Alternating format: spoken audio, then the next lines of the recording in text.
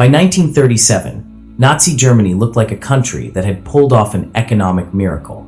Unemployment had fallen sharply, factories were busy again, and the state projected confidence and stability after the chaos of the Great Depression. But underneath that surface recovery, the economy had been reshaped into something very different. A system designed not for long-term prosperity, but for rapid militarization and preparation for war. To understand how the Nazis got rich during this period, it's important to be clear about what rich actually means in this context.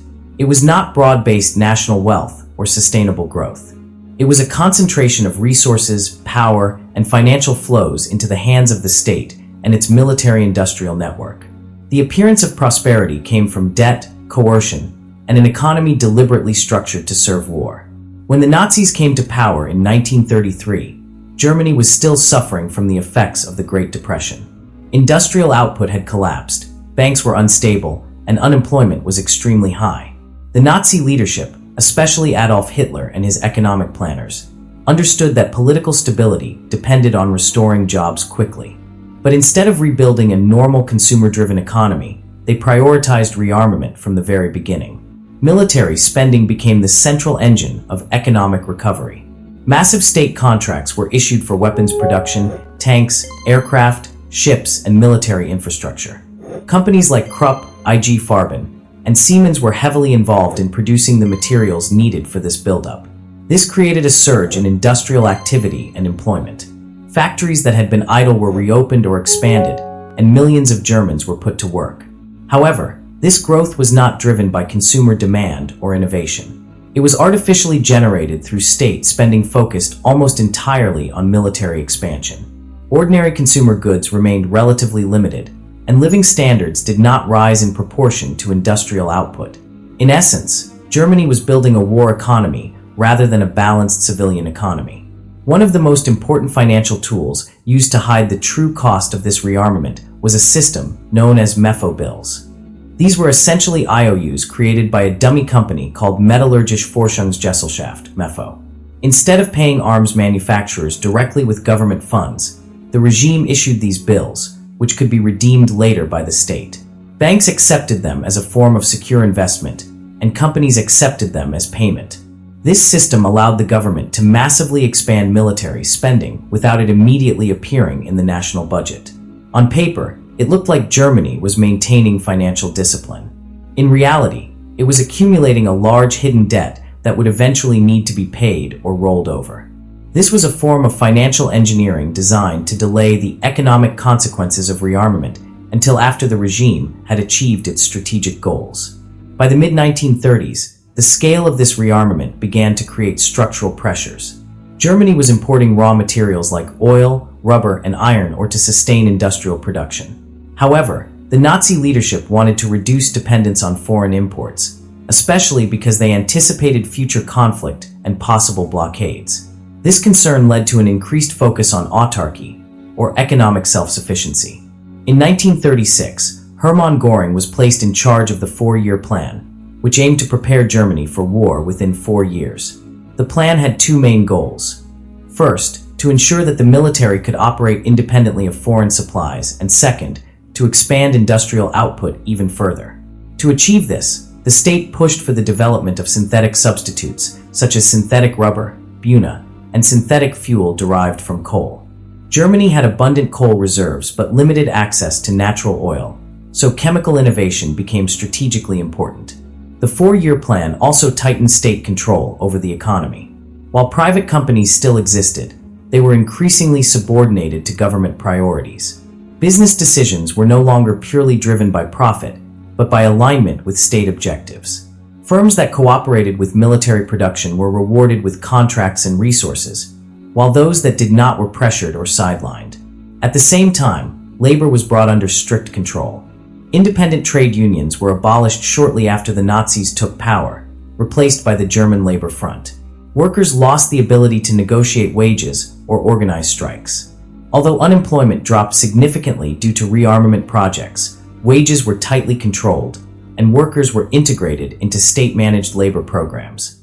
One of these programs, Strength Through Joy, attempted to channel worker satisfaction through organized leisure activities, but it did not change the fundamental lack of labor rights. Another hidden component of Nazi wealth was the systematic confiscation and redistribution of property. Jewish businesses were gradually forced out of the economy through legal discrimination, boycotts, and outright seizure. This process, known as Aryanization, transferred ownership of businesses, property, and assets from Jewish citizens to non-Jewish Germans, or directly to the state. This created opportunities for profit among regime supporters and further concentrated wealth within politically approved groups. In addition, political opponents of the regime had their property confiscated and their participation in the economy eliminated. This reduced competition and allowed loyalists and aligned corporations to expand their influence. In this sense, part of the regime's economic growth came not from productivity gains, but from exclusion and redistribution through coercive policies.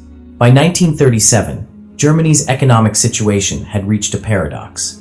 On the surface, it appeared successful. Unemployment had fallen from millions in 1933 to very low levels. Public works projects such as the Autobahn network gave the impression of modernization and progress. Industrial output, especially in steel and armaments, had increased significantly. Propaganda emphasized these achievements as evidence of Nazi competence. However, the underlying structure of the economy was increasingly fragile. The state was spending far beyond what it could sustainably finance. The Mefo bill system was effectively postponing payment for massive military expenditures. The economy was becoming dependent on continuous expansion of armaments production to maintain employment and output. If military spending slowed, unemployment would likely return quickly. This created a dangerous dependency. The regime could not easily shift back to a peaceful civilian economy without triggering economic contraction and political instability.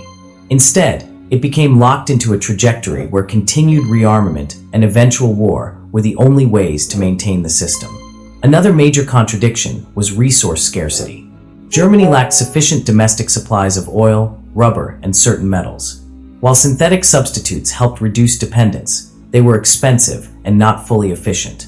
This meant that long-term sustainability required access to external resources, which in turn reinforced the strategic logic of territorial expansion. By this stage, Hitler and his leadership were increasingly aware that economic stability was tied to geopolitical expansion. The logic of the system pushed toward acquiring territory in Eastern Europe, where resources and land could support the growing war economy. Economic planning and military planning were no longer separate. They were part of the same strategic vision. The wealth generated in this period, therefore, was not traditional wealth in a free market sense. It was a reallocation of national resources into military capacity, financed by hidden debt and enforced through state control.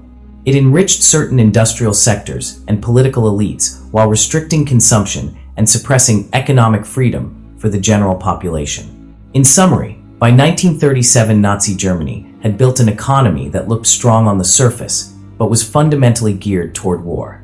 The system relied on rearmament spending, financial manipulation, labor control, and the exclusion of targeted groups from economic life.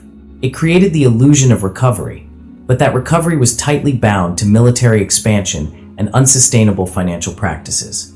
The richness of the Nazi economy was therefore temporary, conditional, and ultimately dependent on conflict. It was not a stable foundation for prosperity, but a preparation for the catastrophic war that would soon follow.